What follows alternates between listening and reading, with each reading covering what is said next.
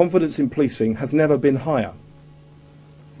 We have put more police officers into neighbourhoods than at any time in the past, and we are dealing with the needs of vulnerable communities in a way that is unprecedented. I am not going to see that compromised.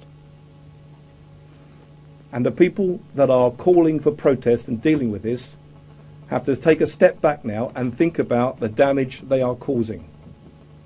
The only answer to this is a political solution. But at the moment, I am taking large numbers of police officers away from their day-to-day duties in order to police the disturbances. Now, we will deal with that, and we will not compromise that very personal way of policing, that community policing style, and we're not compromising that. But if this continues into the long term, it will undoubtedly eat into our ability to mount the sort of long-term drugs operations that we saw last year, which have been hugely successful in keeping the poison of drugs away from our young people. It will eat into our ability to deal with young people and alcohol-related problems. It will eat into our ability to deal with what remains a very severe dissident threat.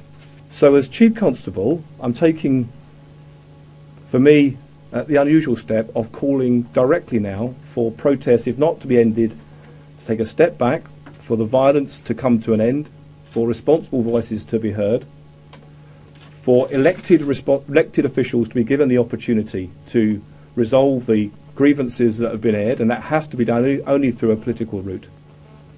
But for the consequences of what we're seeing, if it continues, both for policing and security, but also for the image in Northern Ireland, to be thought about very carefully indeed.